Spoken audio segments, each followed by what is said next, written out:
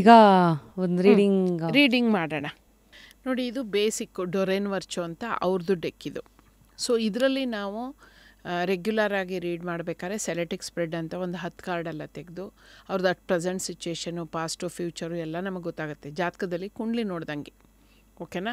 ಅದಾದಮೇಲೆ ನಾವು ಅವ್ರಿಗೆ ಪೂರ್ತಿ ರೀಡ್ ಮಾಡೋಕ್ಕೆ ಶುರು ಮಾಡ್ತೀವಿ. ಈಗ ನಿಮಗೆ ಎಕ್ಸಾಂಪಲ್ ಅಂದಾಗ ನಿಮ್ಮ ಪ್ಲಸ್ಸು ಮೈನಸ್ಸು ನೀವೇನು ಮಾಡಬೇಕು ಈಗ ನನಗೆ ಅದು ನಿಮಗೆ ನಾನು ಹೇಳ್ತೀನಿ. ಓಕೆ, ಈಗ ನೋಡಿ, ನೀವು ಒಂದು ಕಾರ್ಡ್ ಫಸ್ಟ್ ಪಿಕ್ ಮಾಡಿ. ಇದು ನಿಮ್ಮ ಸ್ಟ್ರೆಂತು ಕೊಡಿ. ಹಾಂ ನೋಡಿ, ಇದು ನಿಮ್ಮ ಸ್ಟ್ರೆಂತು. 6 ಅಂದರೆ ಶುಕ್ರ. ಓಕೆ, ಇಲ್ಲಿ ನೋಡಿ, ಇದು ನೀರಿದೆ.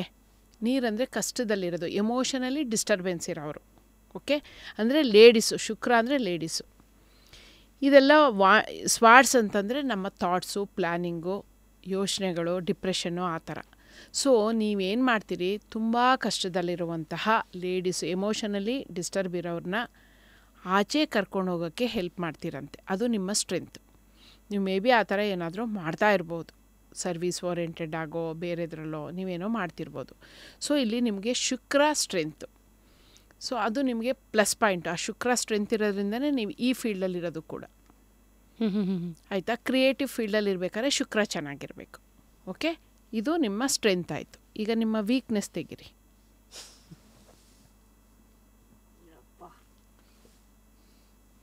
ಹಾಂ, ವೀಕ್ನೆಸ್ ಏನು ಅಂದರೆ ನೋಡಿ, 9 ಅಂತ ಬಂತು. 9 ಅಂದರೆ ಕುಜ. ಆಗಲೇ ನಾನು ಹೇಳಿದೆ ಕೋಪ. ನಿಮ್ಮ ವೀಕ್ನೆಸ್ಸು ಕೋಪ. ಇನ್ನೊಂದೇನು ಅಂದರೆ ಇಲ್ಲಿ ನೋಡಿ, ಲೇಟ್ ನೈಟ್ ನಿದ್ದೆ ಮಾಡೋದು. ಇದು ನಿಮ್ಮ ವೀಕ್ನೆಸ್. ಆಯಿತಾ? ಲೇಟ್ ನೈಟ್ ನಿದ್ದೆ ಮಾಡೋದ್ರಿಂದ ಬಾಡಿಲಿ ಪಿತ್ತ ಜಾಸ್ತಿ ಆಗುತ್ತೆ. ಸೊ ನಾವು ಏನು ಮಾಡ್ತೀವಾಗ ನೋಡಿ, ಇಲ್ಲಿ ಕೋಲ್ ಇಟ್ಕೊಂಡಿದ್ದಾನೆ, ಸಾಕಾಗುತ್ತೆ ನಮಗೆ, ಯಾರು ಸಪೋರ್ಟ್ ಬೇಕು ಅನ್ಸೋಕ್ಕೆ ಶುರುವಾಗುತ್ತೆ. ಇನ್ನೂ ಒಂದೇನು ಅಂದರೆ ಇಲ್ಲಿ ಲೋನ್ಲಿ ಆಗಿ ಇಟ್ಬಿಟ್ಟಿದ್ದಾನೆ. ಇಲ್ಲಿ ಕೆಳಗಡೆ ಐಸ್ ಇದೆ, ಅಂದರೆ ನಿಮ್ಮ ಕಾಲಿಗೆ ತಂಪು ಬೇಕು. ಕಾಲಿಗೆ ತಂಪು ಬೇಕು ಅಂದರೆ ಏನರ್ಥ? ತಲೆ ಬಿಸಿ ಇದೆ ಅಂತ ಅರ್ಥ. So need rest. ಬೇಕಾದಾಗ ರೆಸ್ಟ್ ಕೊಡಲ್ಲ ನೀವು, ಅದು ನಿಮ್ಮ ಮೈನಸ್. ಓಕೆ, ಈ ರೆಸ್ಟು ಕೊಡದೆ ಏನು ಮಾಡ್ತೀರಿ? ಲೋನ್ಲಿ ಆಗಿರೋಕ್ಕೆ ಇಷ್ಟಪಡ್ತೀರಿ. ಯಪ್ಪ, ಯಾರು ಸವಾಸ ಬೇಡಪ್ಪ, ನಾನು ಒಬ್ಬಳೇ ಇದ್ಬಿಡ್ಬೇಕು ಅಂತ. ಬಟ್ ಒಬ್ಬಳೇ ಇರೋದು ತಪ್ಪು. ನೀವು ಬರೀ ರೆಸ್ಟ್ ಕೊಡಬೇಕಷ್ಟೆ, ಒಬ್ಬರೇ ಇರೋಂಗಿಲ್ಲ. ಓಕೆ, ಯಾಕೆ ಅದನ್ನು ಹೇಳ್ತೀನಿ ಅಂದರೆ, ನೀವು ಜನಕ್ಕೆ ಹೆಲ್ಪ್ ಮಾಡೋಕ್ಕೆ ಅಂತ ಇರೋರು. ಸೊ ಅದರಿಂದ ಒಬ್ಬರೇ ಇರೋದಲ್ಲ, ರೆಸ್ಟ್ ಕೊಡಬೇಕಷ್ಟೆ. ಓಕೆನಾ? ಇದು ನಿಮ್ಮ ಮೈನಸ್ಸು, ರೆಸ್ಟ್ ಕೊಡದೇ ಇರೋದು. ನೀವೇನು ಮಾಡಬೇಕು ಓವರ್ ಆಲ್ ತೆಗಿರಿ ಒಂದು ಕಾರ್ಡು.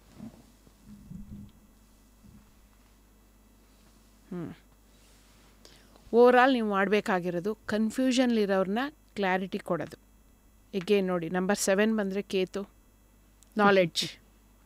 ಯಾವುದ್ರ ಬಗ್ಗೆ ನೋಡಿ? ಎಮೋಷನ್ಸ್ ಬಗ್ಗೆ. ಎಮೋಷನಲ್ಲಿ ಯಾರ್ಯಾರೋ ಏನೇನೋ ತಪ್ಪಾಗಿ ತಿಳ್ಕೊಂಡಿದ್ದಾರೆ. ಅರ್ಥ ಆಯ್ತಾ? ಇಲ್ಲಿ ಬ್ಲ್ಯಾಕ್ ಕಲರ್ ಅಂತ ಬಂದಾಗ ಎಲ್ಲಿ ಏನಿದೆ ಅಂತಲೇ ಗೊತ್ತಿಲ್ಲ ಜನಕ್ಕೆ, ಮೋಸ ಹೋಗ್ತಾರೆ ಅಂತ. ಸೊ ನಿಮ್ಮ ಪಾಡ್ಕಾಸ್ಟಿಂದ ತುಂಬ ಜನಕ್ಕೆ ತುಂಬ ಥರ ಹೆಲ್ಪ್ ಆಗ್ತಿದೆ. ಸೊ ಅದನ್ನೇ ನೀವು ಮಾಡ್ತಾಯಿದ್ದೀರಿ. ಸೊ ಕರೆಕ್ಟಾಗಿ ಬಂದಿದೆ. ಇದನ್ನೇ ನಾವು ರೀಡಿಂಗ್ ಮಾಡೋದು. Wow, nice. ಸೊ ಹೀಗೆ ನೀವು ಏನು ಬೇಕಾದರೂ ಕೇಳ್ಬೋದು, ಏನೇ ಕೇಳಿದ್ರೂ ಆನ್ಸರ್ ಕೊಡುತ್ತೆ. ಸರಿ, ನೆಕ್ಸ್ಟ್ ಒಂದು ಕಾರ್ಡ್ ಕೇಳಿ. ಕ್ವಶನ್ ಇರಬೇಕು. ಸೊ ನಮ್ಮವಳು ಕೇಳುಗಳಿದ್ಲು, ಸಂಧ್ಯಾ ಅಂತ. ತುಂಬ ಒಳ್ಳೆ ಹುಡುಗಿ. ನನ್ನ ಹೆಸರೆಲ್ಲ ಆಚೆ ಹಾಕಿಸ್ಕೊಂಬಿಟ್ಟಿದ್ಲು. ನನಗೆ ಆ ಥರ ಫ್ಯಾನ್ ನಾನು ಇದುವರೆಗೂ ನೋಡಿರಲಿಲ್ಲ. ಬಟ್ ವಿಪರ್ಯಾಸ ಏನಂದರೆ, ಅವಳು ಒಂದು ರೋಡ್ ಆಕ್ಸಿಡೆಂಟಲ್ಲಿ ಹೋಗ್ಬಿಟ್ಲು ಪಾಪ. ನನಗದು ಅರ್ಥನೇ ಆಗಲಿಲ್ಲ. ಎಲ್ಲ ಒಳ್ಳೆಯವರು ಅಂತಾರೆ, ಒಳ್ಳೆಯವ್ರ ಕಾಲ ಇಲ್ವಲ್ಲ, ಯಾಕೆ ಅವಳು ಹಂಗೆ ಆದ್ಲು ಅನ್ನೋದು. ಎಲ್ಲಿದ್ದಾಳೆ, ಯಾಕೆ ಆದ್ಲು ಅಂದರೆ ನೋಡಿ, ಇಲ್ಲಿ 8ನೇ ನಂಬರು. 8 ಅಂದರೆ ಕರ್ಮ. ಅವಳು ಕರ್ಮ ಮುಗೀತು. ಇದು ನೋಡಿ, ವಾಂಡ್ಸ್ ಅಂದರೆ ಆ್ಯಕ್ಷನ್ನು ಗೊತ್ತು ಗುರಿಲ್ದೆ ಹೋಗಿ ಸೇರಬೇಕಾದ ಜಾಗಕ್ಕೆ ಸೇರಾಯ್ತು ಅವಳು. ಅವಳು ಕರ್ಮ ಮುಗೀತು, ಇನ್ನು ಇರೋಂಗಿಲ್ಲ. ಸೊ ಹೋದರು. ಇವನ್ ಎಟ್ ಯಂಗರ್ ಏಜ್. ಎಷ್ಟಾರ ಇರಲಿ, ಈಗ ನಾವು ಏನೋ ಒಂದು ಏಮ್ ಇಟ್ಕೊಂಡು ಬಂದಿರ್ತಾರೆ ಅಷ್ಟೇ ಅವರು. ಎಷ್ಟೋ ಸರಿ ಇನ್ನೂ ಹೊಟ್ಟೆ ಒಳಗಿದ್ದಾಗಲೇ ಅಬಾಟ್ ಆಗೋಗುತ್ತೆ ಜನಕ್ಕೆ. ಯಾಕಂದರೆ ಅವ್ರಿಗಷ್ಟೇ ಏನೋ ಎಕ್ಸ್ಪೀರಿಯೆನ್ಸ್ ಕೊಡಬೇಕಿರುತ್ತೆ, ಅಷ್ಟೇ ಅವ್ರ ಕೆಲಸ ಇರುತ್ತೆ. ಸೊ ನಿಮ್ಮ ಜೊತೆಗೆ ಅಷ್ಟೇ ಇದ್ದದ್ದು ಅವಳಿಗೆ. ಸೊ 8ನೇ ನಂಬರ್ ಬಂದರೆ ಹೇಗೇನು ಲಾಸ್ಟ್ ಬರ್ತ್ ಕರ್ಮ. ಆ ಸೋಲ್ ಕನೆಕ್ಷನ್ ಇತ್ತು, ಬಂದ್ಲು. ಈಗ ನೋಡಿ, ಇದಿಷ್ಟು ಅಂದರೆ ಗೊತ್ತು ಗುರಿ ಇಲ್ಲ ಆದರೆ ಹೊಟ್ಟೋದ್ಲು. Sudden. Road accident, road cross ಮಾಡ್ತಾ ಇದ್ಲು, ಹ್ಞೂ ಕಾರ್ ಬಂದು ಹಿಂಗೆ ಇದು ಮಾಡಿ ಅದು ಟಚ್ ಆಗಿ ಅವಳು ಮೇಲೆ ಹೋಗಿ ಹಿಂಗೆ ಕೆಳಗೆ ಬಿದ್ದಿರೋದು. ಅದೇ ನೀವು ಅದನ್ನೇ ನಾನು ನಿಮಗೆ ಹೇಳಿದ್ದು. ನೀವು ಅದನ್ನು, ನಾನು ಮೊದಲು ಹೀಗೆ ಎಲ್ಲನೂ ಸೆನ್ಸಿಟಿವ್ ಆಗಿ ತಗೋತಾ ಇದ್ದೆ. ಅಯ್ಯೋ ಇದು ಹಿಂಗಾಯ್ತಲ್ಲ ಹಂಗಾಯ್ತಲ್ಲ. ನಾನು ಹೇಳೋದು ಅವಳು ಟೈಮ್ ಮುಗಿಸಿ ಅವಳು ಸೋಲ್ ಮೆಚುರಿಟಿ ಪಡ್ಕೊಂಡು ಹೋಗಿದೆ, ಇನ್ನೂ ಒಳ್ಳೆ ಇದಕ್ಕೆ ಹೋಗುತ್ತೆ. ಎಕ್ಸಿಟನ್ನು ಒಳ್ಳೇದಾಗಿ ನೋಡಿ. ಹಾಂ, ನೀವು ಅದನ್ನು ಸೆನ್ಸಿಟಿವ್ ಆಗಿ ತೊಗೊಂಡು ಮನಸ್ಸಲ್ಲೇ ಅವ್ರನ್ನ ಇಟ್ಕೊಂಡಿದ್ರೆ ಅದು ತಪ್ಪು. ಅವ್ರು ಬೇರೆ ಎಲ್ಲೇ ಹುಟ್ಟಿದ್ರು ಆವಾಗ ಈ ಕನೆಕ್ಷನಿಂದ, ನಾನು ಆಗಲೇ ಹೇಳಿದ್ನಲ್ಲ, ಡಿಸ್ಟೆನ್ಸ್ದು ಹೆಂಗಾರೋ ಇರುತ್ತೆ ಕನೆಕ್ಷನ್ನು, ಈ ಕನೆಕ್ಷನಿಂದ ಅವ್ರಿಗೂ ಡಿಸ್ಟರ್ಬ್ ಆಗ್ಬೋದು. ಸೊ ನಾವಾಗೇನು ಓಕೆ ಎಲ್ಲೋ ಇದ್ದಾರೆ, ಚೆನ್ನಾಗಿದ್ದಾರೆ, ಖುಷಿಯಾಗಿರಲಿ. ಇದಕ್ಕೆ ನಾವು ಪ್ರತಿ ವರ್ಷ ಶ್ರಾದ್ದ ಎಲ್ಲ ಮಾಡೋದು. ದಿನದಿಂದ ದಿನಕ್ಕೆ ಅವ್ರನ್ನ ನಾವು ಬಿಟ್ಟು 3 ತಲೆಮಾರದ ತನಕ ಶ್ರಾದ್ದ ಮಾಡೋದು. ಬಟ್ ಈಗ ಅವ್ರು ಆಗಲೇ ಹುಟ್ಟಿರ್ತಾರೆ ಇನ್ನೊಂದು ಕಡೆ ಅಂದಮೇಲೆ. ಹೌದು, ಆದ್ರೂ ಹೆಂಗೆ ಗೊತ್ತಾ, ಶ್ರಾದ್ದ ಮಾಡಿದಾಗ ಅದು ಎನರ್ಜಿ ಬೇಸು. ನಾನು ಆಗಲೇ ನಿಮಗೆ ಪ್ರಸಾದದ ಉದಾಹರಣೆ ಕೊಟ್ಟಂಗೆ, ನೀವಿಲ್ಲಿ ಏನು ಕೊಡ್ತೀರೋ ಆಗ ಅವ್ರು ಬರಲ್ಲ, ಪಿತೃ ದೇವತೆಗಳು ಬರ್ತಾರೆ. ಬಂದು ಅವರು ಪ್ರಾಣಿ ಆಗಿರಲಿ, ಪಕ್ಷಿಯಾಗಿ ಹುಟ್ಟಿರಲಿ, ಅಥವಾ ದೇವಲೋಕದಲ್ಲಿರಲಿ, ಸ್ವರ್ಗದ ಎಲ್ಲೇ ಇರಲಿ, ಆತ್ಮಕ್ಕೆ ಏನು ತಲುಪಿಸ್ಬೇಕೋ ಇಲ್ಲಿಂದ ಎನರ್ಜಿನ ಅವರಲ್ಲಿ ತಲುಪಿಸ್ತಾರೆ. ಸೊ ಅದನ್ನು ಕೊಡಲೇಬೇಕು. ಮತ್ತೆ ಮನುಷ್ಯ ಹುಟ್ಟಿದ್ರೂ ಅವಾಗ ಅವ್ರಿಗೆ ಸಿಗ್ತಾ ಇರುತ್ತೆ. ಯಾಕೆ ನಾವು ಎಷ್ಟೋ ಸರಿ ಏನು ಗೊತ್ತಾ, ಎಷ್ಟೊಂದು ಜನಕ್ಕೆ ಪಿತೃದೋಷ ಬರುತ್ತೆ. ಎಲ್ಲರೂ ಅಂತಾರೆ ಯಾರೋ ಪಿತೃ ಮಾಡಿದ್ದಕ್ಕೆ ನಮ್ಗೆ ಯಾಕೆ ಮೇಡಮ್ ತೊಂದರೆ ಕೊಡೋದು ಅಂತ. ಈಗ ನೋಡಿ, ನಾನು ಈ ಜನ್ಮದಲ್ಲಿ ಈಗಿದ್ದೀನಿ, ಓಕೆ, ಈಗ ನಾನು ಏನೋ ತಪ್ಪು ಮಾಡಿದೆ, ಏನೋ ಮಾಡಾಯಿತು, ಎಲ್ಲ ಆಯಿತು, ಪುನಃ ಇದೇ ಫ್ಯಾಮಿಲಿಗೆ ಬರ್ತೀನಿ ಅದನ್ನು ಸರಿ ಮಾಡ್ಕೊಳ್ಳೋಕ್ಕೆ. ಬಟ್ ಇವರು ನಾನೀಗ ಸತ್ತಾಗ ಏನೂ ನನಗೆ ಮಾಡಿಲ್ಲದೆ ಇದ್ದರೆ ನನ್ನ ಆತ್ಮಕ್ಕೆ ಎನರ್ಜಿನೇ ಇರಲ್ಲ. ನಾನು ಅದನ್ನು ಸಾಧನೆ ಮಾಡಬೇಕು ಅಂದಾಗ ಮತ್ತು ನನ್ನ ಆತ್ಮಕ್ಕೆ ನಾನೇ ಮಾಡ್ಕೊಳ್ಳೋದಷ್ಟೇ, ಅದು ಬೇರೆ ಯಾರಿಗೂ ಅಲ್ಲ. ನನ್ನ ಆತ್ಮಕ್ಕೆ ನಾನೇ ಸ್ಟ್ರೆಂತ್ ಕೊಟ್ಕೊಳ್ಳೋದು. ಹೇಗೆ ಈಗ ಎಷ್ಟೋ ಸತಿ ಈಗ ನಮ್ಮ ತಾಯಿ ಹೋಗ್ಬಿಟ್ರು, ಬಟ್ ಅವ್ರಿಗೆ ನಾನು ಕಾರ್ಯ ಎಲ್ಲ ಮಾಡ್ತೀನಿ ತಿಥಿ ಅಂತಲ್ಲ. ಮತ್ತು ಇವತ್ತಿನ ಕಾಲ ಹೇಗಿದೆ ಅಂದರೆ ಎಷ್ಟೊಂದು ಜನ ಇದರಲ್ಲೆಲ್ಲ ನಂಬಿಕೆ ಕಳ್ಕೊಂಡಿದ್ದವ್ರು ಇದ್ದಾರೆ. ಇಲ್ಲಿ ದಾನ ಧರ್ಮ ಮಾಡ್ತೀನಿ ಅನ್ನೋರು, ಅಂಥ ಆತ್ಮಗಳಿಗೇನು ಒಂದು ಹೇಳ್ತೀನಿ ನಾನು ಅದನ್ನೇ ಹೇಳಿದ್ದು. ನೀವು ಎಲ್ಲ ಭಾವನೆಗೆ ಸಂಬಂಧಪಟ್ಟಿದ್ದೆ ಇವೆಲ್ಲ. ನಮ್ಮ ಭಾವನೆ ಏನಿದೆ ಹಾಗೆ. ಈಗ ನಾನು ಎಷ್ಟೋ ಜನಕ್ಕೆ ತುಂಬ ಏನು ಮಾಡೋಕ್ಕಾಗಲ್ಲ ಅಂದಾಗ ಸೂರ್ಯನಿಗೆ ಹೋಗಿ ಪ್ರೇ ಮಾಡಿ, ಅರ್ಘ್ಯ ಕೊಡಿ, ನಿಮ್ಮ ಪಿತೃಗಳನ್ನ ನೆನಪಿಸ್ಕೊಳ್ಳಿ, ಕಾಗೆಗಳಿಗೆ ಚೌಚೌ ಹಾಕಿ, ಮತ್ತು ರುದ್ರಿಗೆ ಏನಾರು ಕೊಟ್ಬಿಡಿ ಹೇಳ್ತೀವಿ. ಹಿಂದೆ ಯಾಕೆ ನಾವು ಕಾರ್ಯ ಮಾಡ್ತೀವಿ ಅಂದರೆ, ನಾನು ಆಗಲೇ ಹೇಳಿದೆ ಮಂತ್ರದಿಂದ ಅಂತ. ಫ್ರೀಕ್ವೆನ್ಸಿ, ನಿಮ್ಮ ಮಂತ್ರದ ಮೂಲಕ ಅವ್ರಿಗೆ ತಲುಪಿಸ್ತಾ ಇರ್ತೀವಿ. Different forms of energy. ಯಾಕಂದರೆ ಎಲ್ಲರೂ ಮಂತ್ರನೇ ಅಲ್ಲಲ್ಲ, ಬೇರೆ ಬೇರೆ. ಈಗ ಬುದ್ಧ ಇದರಲ್ಲಿ ಬೇರೆ ಥರ ಮಾಡ್ತಾರೆ, ಮುಸ್ಲಿಮ್ಸ್ ಬೇರೆ, ಕ್ರಿಶ್ಚಿಯನ್ಸ್ ಬೇರೆ, ಬುದ್ಧದವರು ಬೇರೆ, ಚಾನಲ್ಸ್ ಬೇರೆ ಬೇರೆ. ಬಟ್ ಎಲ್ಲ ಒಂದೇ ಇರುತ್ತೆ, ಎಲ್ಲರೂ ಒಂದೇ. ಏನು ಎನರ್ಜಿಗೆ ಎನರ್ಜಿ ಫಾರ್ಮಲ್ಲಿ ಬೇರೆ ಥರ ಕೊಡ್ತಾ ಇರ್ತಾರೆ ಅಷ್ಟೇ. ಸೊ ಅದರಿಂದ ಅದು ಕರೆಕ್ಟೇ. ಈಗ ನೀವು ಅದನ್ನ ನಾನು ಹೇಳಿದ್ನಲ್ಲ, ಶ್ರೀಪಾದ್ ವಲ್ಲಭರ ಚರಿತ್ರೆಯಲ್ಲಿ ಅದು ಬರುತ್ತೆ, ಯಾಕೆ ಏನು. ಅದಕ್ಕೆ ನಾನು ಹೇಳಿದ್ದು, ನಮಗೇನು ಓದೋಕ್ಕೆ ಗೊತ್ತಿಲ್ಲದೆ ಇದ್ರು ಅದೊಂದನ್ನು ಓದಿದ್ರೆ ಎಷ್ಟೊಂದು ತಿಳ್ಕೊಂಡಂಗೆ ಆಗುತ್ತೆ. ಅದಕ್ಕೆ ಅದನ್ನು ಓದಬೇಕು. ಸೊ ಇವಾಗ ನೆಕ್ಸ್ಟ್ ಒಂದಷ್ಟು ಕಾರ್ಡ್ಸ್ ತೆಗಿರಿ. ಈಗ ನೀವು ಕ್ವಶನ್ ಇಟ್ಕೋಬೇಕು. ನನ್ನ ಫ್ಯೂಚರ್ ಹೆಂಗಿದೆ ನೋಡಿ, ಎಷ್ಟು ಪರ್ಫೆಕ್ಟಾಗಿ ಬಂದಿದೆ. ನಿಮ್ಗಾಗಲೇ ನಾನು ಹೇಳಿದೆ ಹೆಂಗಸರನ್ನ ಕಷ್ಟದಿಂದ ಆಚೆಗೆ ತರ್ತೀರಿ ಅಂತ. ಓಕೆನಾ, ಶುಕ್ರಂದಿದೆ ಅಂತ. ಇಲ್ಲಿ ನೋಡಿ ಚಂದ್ರ ಬಂದಿದೆ. ಚಂದ್ರ ಅಂದ್ರೇನು, ಮನಸ್ಸು. ನಾನು ಇವಾಗ ಅಷ್ಟೊತ್ತಿಂದ ಹೇಳಿದ್ದು ಮನಸ್ಸಿನ ಬಗ್ಗೆನೇ. ನೀವು ಮನಸ್ಸಲ್ಲಿ ಏನಾರೋ ಸಂಕಲ್ಪ ಮಾಡಿಕೊಂಡ್ರು ಅದನ್ನು ಮಾಡ್ಬೋದು, ಆದರೆ ಮೈನಸ್ ನೋಡಬಾರ್ದಲ್ಲಿ. ಇಲ್ಲಿ ಒಂದು ಟ್ಯಾರೋ ಬುಕ್ ಇದೆ ನೋಡಿ, ಇದು ಬಚ್ಚಿಟ್ಕೊಂಡಿದೆ. ಅಂದರೆ ಅರ್ಥ, ನಿಮ್ಮ ಸ್ಟ್ರೆಂತನ್ನು ನೀವು ಕಂಡಿಡ್ಕೋಬೇಕು ಫಸ್ಟು. ಅದೇ ನಿಮ್ಮ ಗುರಿ. ಅದನ್ನು ಕಂಡಿಡ್ಕೊಂಡ್ರೆ ಪ್ಲಸ್ ಆಗಿ ಹೋಗ್ಬೋದು. ಇಲ್ಲಿ ನೋಡಿ, ಒಂದು ಚಂದ್ರ ತಲೆ ಮೇಲಿದೆ, ಒಂದು ಕಾಲತ್ರ ಇದೆ.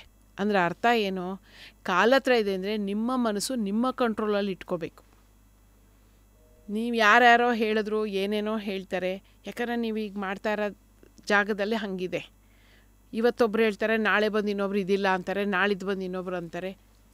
ಸೊ ಥಿಯರೀಸ್ ತುಂಬ ಇದೆ, ಬೇಕಾದಷ್ಟು. ನಾನು ನಿಮ್ಗೆ ಆಗಲೇ ನೀವು ಕೇಳಿದಕ್ಕೆ ಅದನ್ನೇ ನಾನು ಆನ್ಸರ್ ಮಾಡಿದ್ದು. ಯಾರು ಏನಾರೋ ಹೇಳಲಿ, ನನಗೆ ಬೇಕಾದಂಗೆ ನಾನಿರೋದು ಅಂತ. ನನಗೆ ಯಾವ್ದು ಸರಿ ಅನ್ಸತ್ತೋ, ನನಗೆ ಯಾವುದು ರುಚಿಸತ್ತೋ ಕರೆಕ್ಟು. ನಿಮಗೀಗ ಅದರಿಂದ ಹೆಲ್ಪ್ ಆಯಿತಾ, ಓಕೆ ಇದೇ ಸರಿ ಅಷ್ಟೇ. ಇನ್ಯಾರೋ ಬಂದು ಅದಿಲ್ಲ, ಇದು ಸರಿ ಇಲ್ಲ ಅಂದರೆ ನೀವು ಅದನ್ನು ಕೇಳಿಸ್ಕೊಳ್ಳಬೇಡಿ, ಆ ಥರ. ಸೊ ನಿಮ್ಮ ಸ್ಟ್ರೆಂತು ನಿಮ್ಮ ಮನಸ್ಸು. ನಿಮ್ಮ ಮನಸ್ಸಿನೊಳಗಡೆ ಅಗಾಧವಾದ ಎಷ್ಟೊಂದಿದೆ. ಬುಕ್ ಅಂದರೆ ಅದೇನೆ. ಸೊ ಅದನ್ನು ನೀವೇ ಕಂಡಿಡ್ಕೋಬೋದು. ನಾನು ಹೇಳಿದ ಮೆಡಿಟೇಷನ್ ನಿಮಗೆ ತುಂಬ ಚೆನ್ನಾಗಿ ಯೂಸ್ ಆಗುತ್ತೆ. ಬೇಕಾದ್ರೆ ಯೂಸ್ ಮಾಡಿ. ಫೋಟೋ ದಿನದಿಂದ ದಿನಕ್ಕೆ ನನಗೇನು ಸಜೆಷನ್ನು ಸಜೆಷನ್ ನಾನು ಕೇಳ್ತಾ ಫೋಟೋ ಇರಿ. ನಾನೇ ಇಟ್ಕೊಂಡು ಕೇಳಿದೆ, ನಾನು ಕಣ್ಣು ಮುಚ್ಕೊಂಡು. ಫಸ್ಟ್ ನೋಡಿಬಿಟ್ಟು ಕಣ್ಣು ಮುಚ್ಕೊಳ್ಳೋದು. ನಿಮ್ಮ ಬಗ್ಗೆ ನಿಮಗೆ ಗೊತ್ತಲ್ಲ, ಸೊ ನೀವೇ ಇಮ್ಯಾಜಿನೇಷನ್ ಮಾಡ್ಕೊಂಡು ಫಸ್ಟ್ ಅಂದ್ಕೊಂಡ್ಬಿಟ್ಟು ನೀವು ಕೇಳ್ತಾ ಬನ್ನಿ, ಸಜೆಷನ್ ಕೊಡು ಅಂತ. ನಿಮ್ಮ ಸಬ್ಕಾನ್ಷಿಯಸ್ ನಿಮಗೆ ದಿನಕ್ಕೊಂದೊಂದು ಸಜೆಷನ್ ಕೊಡುತ್ತೆ, ನೀವು ಅದನ್ನು ಫಾಲೋ ಮಾಡ್ಬೋದು. ಓಕೆ. ಈಗ ನಿಮಗೆ ಎನರ್ಜಿ ಬಗ್ಗೆ ಬೇಕಿತ್ತಲ್ಲ, ತೆಗಿರಿ, ಇಲ್ಲಿದೆ ಎನರ್ಜಿ. ಫಸ್ಟ್ ಕೈಗೆ ಬಂತು, ತೆಗಿಲಾ? ತೆಗಿರಿ, ಯಾವ್ದು ಬಂತು ಅದನ್ನು ತೆಗಿರಿ.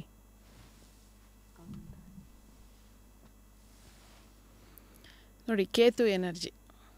ಇಲ್ಲಿ ನೀವು ಅದೇ ಮಾಡ್ತಾ ಇರೋದಲ್ಲ, ನಾಲೆಡ್ಜ್ ಶೇರಿಂಗು. ನಿಮಗೆ ಬೇಕೋ ಬೇಡವೋ ಎಲ್ಲ ಥರದವರು ಬರ್ತಾರೆ, ಮೈನಸ್ ಅವರು ಇದ್ದಾರೆ, ಪ್ಲಸ್ ಅವರು ಇದ್ದಾರೆ. ಇಲ್ಲಿ ಎನರ್ಜಿನೂ ಹಾಗೆ ಇದೆ. ಸೊ ಎನರ್ಜಿ ಏನು? ಓನ್ಲಿ ನಾಲೆಡ್ಜ್ ಕೊಡೋ ಎನರ್ಜಿ ಈ ಜಾಗದಲ್ಲಿ ಇರೋದು. ಓಕೆನಾ? ಇದು ಸ್ಟ್ರೆಂತ್ ಆಯಿತು. ಇಲ್ಲಿರೋ ಮೈನಸ್ ಎನರ್ಜಿ ಏನು? ತೆಗಿಲಾ? ತೆಗಿರಿ. ನಾನು ಆಗಲೇ ಹೇಳಿದ್ದೆ, ಎಮೋಷನ್ ಇಂಬ್ಯಾಲೆನ್ಸ್, ಅದಕ್ಕೆ ನೀರಿಡಿಸಿದ್ದು. ಕೇಳಿದ್ರಲ್ಲ ಯಾಕೆ ನೀರಿಡಿಸಿದ್ರಿ ಅಂತ. 5ನೇ ನಂಬರ್ ಅಂದರೆ ಬುಧ ಅಂದರೆ ನಾರ್ತ್ಗೆ ಅಧಿಪತಿ. ಯಾಕಿದು ಹೀಗೆ ಇಂಬ್ಯಾಲೆನ್ಸ್ ಇದು? ಯಾಕೆ ಅದು ಬರುತ್ತೆ ಅಂದರೆ, ಅದು ಇರ್ಬೋದು ಕೆಳಗಡೆ ಜಲದ ಇದು ಕಡಿಮೆ ಇರ್ಬೋದು ಭೂಮಿಲಿ, ಅಲ್ಲಿ ಏನೋ ಇದಿರ್ಬೋದು. ನೀವು ಇಲ್ಲಿ ಮೇಲ್ ಕಟ್ಟಿದ್ದಕ್ಕೆ ಅದು ಬರಬೇಕು ಅಂತೆಲ್ಲ ಏನಿಲ್ಲ. ಭೂಮಿ ಒಳಗಡೆ ಹೆಂಗಿದೆ ಅದ್ರ ಮೇಲೆ ಡಿಪೆಂಡು. ಭೂಮಿ ಒಳಗಡೆ ನೀರಿನ ಅಂಶ ಕಡಿಮೆ ಇರ್ಬೋದು. ಸೊ ಆಗೇನಾಗುತ್ತೆ, ಇಲ್ಲಿ ಮೇಯ್ನ್ ಆಗದೆ ಎಮೋಷನಲ್ಲಿ ಬ್ಯಾಲೆನ್ಸ್ ಮಾಡೋಕ್ಕೆ ಕಷ್ಟ ಆಗುತ್ತೆ, ತುಂಬ ಸೆನ್ಸಿಟಿವ್ ಆಗ್ತೀವಿ. ಅದಕ್ಕೆ ನಾನು ಹೇಳಿದ್ದು ನಿಮಗೆ, ನೀವೆಲ್ಲರೂ ಹೊರಗಡೆ ತುಂಬ ನೀರಿಡೋ ಕಡೆ ಹೋಗ್ಬಿಟ್ಟು ನೀವು ಜಾಸ್ತಿ ಟೈಮ್ ಸ್ಪೆಂಡ್ ಮಾಡಿದ್ರೆ ನಿಮಗೆ ಆ ಮನಸ್ಸಿಂದು ತುಂಬ ಚೆನ್ನಾಗಾಗುತ್ತೆ. ಆ ದೇವಿದು ಬಂದರೆ ಹಾಗೇನೆ ಮೂನು ಅದ್ರದ್ದು ತುಂಬ ಚೆನ್ನಾಗಿ ನೀವು ಹುಣ್ಣಿಮೆ ಧ್ಯಾನ ಮಾಡಿ. ಹುಣ್ಣಿಮೆ ಧ್ಯಾನ ಅಂದ ತಕ್ಷಣ ಏನೂ ಅಲ್ಲ, ಸುಮ್ಮನೆ ಚಂದ್ರನ ನೋಡ್ತಾ ಅದ್ರದ್ದು ಎನರ್ಜಿ ಫೀಲ್ ಮಾಡ್ಕೊಂಡು ತಗೊಳ್ಳೋದು. ಸೊ ನಿಮಗದು ಚೆನ್ನಾಗಾಗುತ್ತೆ. ಮತ್ತು ನಾನು ಆಗಲೇ ಉಂಗ್ರ ದೇಸೆ ಪರ್ಲ್ ಎಲ್ಲ ಹಾಕೋಬೇಕು ಅಂತ. I you a believer of that? ಒಳ್ಳೆಯದು. ನಾನಿಲ್ಲ ಇವರೇ, ನಾನು ಏನೂ ನಂಬಲ್ಲ. ನಾನು ಆಗಲೇ ಹೇಳಿದ್ನಲ್ಲ, ನಾನು ನನ್ನನ್ನು ನಂಬ್ತೀನಿ, ಜೊತೆಗೆ ಶ್ರೀಪಾದ್ ವಲ್ಲಭರನ್ನ ನಂಬ್ತೀನಿ. ನಂಗೆ ಅದೊಂದು ಸ್ಟ್ರಾಂಗ್ ಆಗಿದೆ. ಮೊದಲು ಎಲ್ಲ ಪೂಜೆ ಎಲ್ಲ ದೇವ್ರುಗಳಿಗೂ ಮಾಡ್ತಿದ್ದೆ, ಎಲ್ಲ ಮಾಡಿದ್ದೀನಿ. ನಾ ಏನು ಡೈರೆಕ್ಟಿಂಗ್ ಬಂದಿದ್ದೀನಿ ನಾ ಹೇಳ್ತಾ ಇಲ್ಲ. ಫಸ್ಟ್ ಎಲ್ಲ ಚಾಂಟಿಂಗ್ಸು, ಮೆಡಿಟೇಷನ್ನು, ಹೋಮಗಳು ಮಾಡ್ಕೊಳ್ಳೋದು, ಸೂರ್ಯನ ಹೋಮ ತುಂಬ ಮಾಡಿದ್ದೀನಿ, ಎಲ್ಲ ಮಾಡಿದ್ದೀನಿ. ಹೋಮ ಅಂದರೆ ಆಗಲೇ ಹೇಳಿದ್ರಲ್ಲ, ಬರೀ ಅಗ್ನಿಹೋತ್ರ ಚಿಕ್ಕದು, ಸೂರ್ಯನ ಹೋಮಗಳೇ, ಸೂರ್ಯನಿಗೋಸ್ಕರನೇ ಹೋಮ 3 hours ಎಲ್ಲ ಮಾಡಿದ್ದೀನಿ. ಬೆಳಗಿನ ಜಾವ 3 ಗಂಟೆಗೆ ಎದ್ದು 6 ಗಂಟೆ ತನಕ ಮಾಡೋದು ಬೇಕಾದಷ್ಟು ಅವಾಗೆಲ್ಲ ಆಯಿತು. ಯಾಕೆಂದರೆ ನಾನು ಹೇಳಿದ್ನಲ್ಲ, ಒಳಗಡೆ ಇರೋ ಬೀಜನ ತೆಗಿಬೇಕಿತ್ತಲ್ಲ, ತುಂಬಿದಾರಲ್ಲ ಅದನ್ನೆಲ್ಲ ಕಿತ್ತಾಕಕ್ಕೆ. ಸೊ ಕಿತ್ತಾಕದ್ಮೇಲೆ ನೀವೇನು ಮಾಡಬೇಕಾಗಿಲ್ಲ, ನಿಮಗೊಂದು ನಂಬಿಕೆ ಬಂತಲ್ಲ ಅಲ್ಲಿದ್ದಾರೆ ಅಷ್ಟೇ, ಸಿಂಪಲ್ ಆಗಿರ್ಬೋದು. ಬಟ್ ಕಿತ್ತಾಕ ತನಕ ಸಾಹಸ ನಡೆಸಬೇಕು. ನೆಕ್ಸ್ಟು ಲಾಸ್ಟ್ ಒಂದು 2 ಕೇಳ್ತೀನಿ. ಓಕೆ. ಹಾಂ, ಇದು ಹೇಳಿ, ಏನು ಕೇಳಿದ್ರಿ? ಮೈ ರಿಲೇಷನ್ಶಿಪ್ ವಿತ್ ಡೇವಿಸ್, ನನ್ನ ಗಂಡ. ತುಂಬ ಸ್ಟ್ರಾಂಗ್ ಆಗಿದ್ದೀರಿ. ಸನ್ ಕಾರ್ಡ್ ಬಂದರೆ ಏನು ಗೊತ್ತಾ, ತುಂಬ ಓಪನ್, ಏನು ಮುಚ್ಚುಮರೆ ಇಲ್ಲ. ಇಬ್ಬರು ಲೀಡರ್ಗಳೇ, ನೀವು ಲೀಡರೇ ಅವರು ಲೀಡರೇ. ಬಟ್ ಈ ಸೂರ್ಯ ನಿಮ್ಮ ಕಡೆ ನೋಡ್ತಾ ಇದ್ದಾನೆ ಅಂದಾಗ ನೀವು ತುಂಬ ಸ್ಟ್ರಾಂಗಾಗಿ ಎಲ್ಲನೂ ಹ್ಯಾಂಡ್ಲ್ ಮಾಡ್ತೀರಿ ಅಂತ ಅರ್ಥ. ಸೊ ಅವ್ರು ಯಾವುದೇ ಒಂದು ವಿಷಯ ಹೇಳಿದ್ರು ನೀವು ಅದನ್ನು ಪಾಸಿಟಿವ್ ಆಗಿ ತೊಗೊಂಡು, ಅಥವಾ ಅದನ್ನು ಹೇಗೆ ಕನ್ವೆ ಮಾಡಬೇಕು ಆ ಥರ ಮಾಡ್ತೀರಿ ಅಂತ. ಆಯಿತಾ? ಇಲ್ಲಿ ಈಗ ತೆಗಿರಿ, ನಿಮ್ಮ ಹಸ್ಬೆಂಡು ನಿಮ್ಮ ಬಗ್ಗೆ ಯಾವ ಪ್ಲಸ್ ಪಾಯಿಂಟ್ ಅವ್ರಿಗಿಷ್ಟ, ಯಾವ ನೇಚರು, ನಿಮ್ಮ ಯಾವ ನೇಚರ್ ಅವ್ರಿಗಿಷ್ಟ. ಅದೇನೋ ಅಂತಾರಲ್ಲ, ಜಾತಕ ಜನ್ಮ ಜಾಲಾಡಿದ್ರಿ ಕ್ಯಾಮ್ರಾ ಮುಂದೆ ಅಂತ. ಹಾಂ, ನೋಡಿ, ನಿಮ್ಮ ಹಾರ್ಡ್ ವರ್ಕ್ ಅವ್ರಿಗೆ ತುಂಬ ಇಷ್ಟ. 8ನೇ ನಂಬರ್ ಬಂದಿದೆ. ಅವ್ನು ಹೇಳ್ತಾ ಇರ್ತಾನೆ, ಹಾಂ, ತುಂಬ ಹಾರ್ಡ್ ವರ್ಕ್. ಆಯಿತಾ? ನಿಮ್ದು ಏನು ನೇಚರ್ ಇಷ್ಟ ಇಲ್ಲ ತೆಗೀರಿ, ಹೇಳ್ಬಿಡೋಣ ಅದು. ತಗೊಳ್ಳಿ ಮೇಡಮ್, ಇಲ್ಲೇ ಪಕ್ಕದಲ್ಲಿ ಬಂತು. ಹಾಂ, ನೋಡಿ, ನೀವು ಫ್ಯಾಮಿಲಿ ಕಡೆ ಗಮನ ಕಮ್ಮಿ, ಅದು ಅವ್ರಿಗೆ ಇಷ್ಟ ಆಗಲ್ಲಂತೆ. ಅಂದರೆ ಮೇ ಬಿ ಎಮೋಷನಲಿ ಜಾಸ್ತಿ ಟೈಮ್ ಬೇಕು ಅನ್ಸ್ಬೋದು ಅವ್ರಿಗೆ, ನೀವು ಅವ್ರಿಗೆ ಸಿಗಲ್ಲ. ಸೊ ಇದನ್ನು ಇಷ್ಟಪಟ್ಟ ಮೇಲೆ ಇದನ್ನ ಎಕ್ಸ್ಪೆಕ್ಟ್ ಮಾಡೋಂಗಿಲ್ಲ ಅಲ್ವಾ? ನೋಡಿ, ಇಷ್ಟೇ ನಮ್ಮ ಕಾರ್ಡಲ್ಲಿ ನಾನು ಅದನ್ನೇ ಹೇಳೋದು. ಈಗ ನಿಮ್ಗೆ ಎರಡೂ ಗೊತ್ತಾಗುತ್ತೆ. ಸೊ ಇದನ್ನು ಅವ್ರು ಇಷ್ಟಪಡ್ತಾ ಇದ್ದಾರೆ, ನೀವು ಕೊಡೋಕ್ಕಾಗ್ತಿಲ್ಲ ಅಂದಾಗ ಟ್ರೈ ಮಾಡೋದು ನೆಕ್ಸ್ಟು. ಓಕೆ, ಒಂದು ಸ್ವಲ್ಪ ಎಮೋಷನಲಿ ಫ್ಯಾಮಿಲಿಗೋಸ್ಕರ ಟೈಮ್ ಕೊಡೋಕ್ಕೆ ಟ್ರೈ ಮಾಡೋಣ ಅಂತ ಮಾಡೋದು. ಅದನ್ನೇ ಚೇಂಜ್ ಮಾಡ್ಕೊಳ್ಳೋದು ಅಷ್ಟೇ, ಬೇರೆ ಏನೂ ಇಲ್ಲ. ಅದನ್ನೇ ನಾನು ಹೇಳೋದು ಎಲ್ರಿಗೂ. ಇಷ್ಟು ತಿಳ್ಕೊಂಡ್ರೆ ಆಯ್ತಲ್ಲ ನಿಮಗೆ ಅವ್ರ ಬಗ್ಗೆ ಏನು ಅಂತ. ಲಾಸ್ಟ್ ಒಂದಿದೆ ನನಗೆ. ಕಾರ್ಡ್ ತೆಗೆದು ಕೇಳಲ್ಲ ಪ್ರಶ್ನೆ? ಈಗಲೇ ಹೆಂಗಾರು ಮಾಡ್ಬೋದು ನೀವು ಇಷ್ಟ.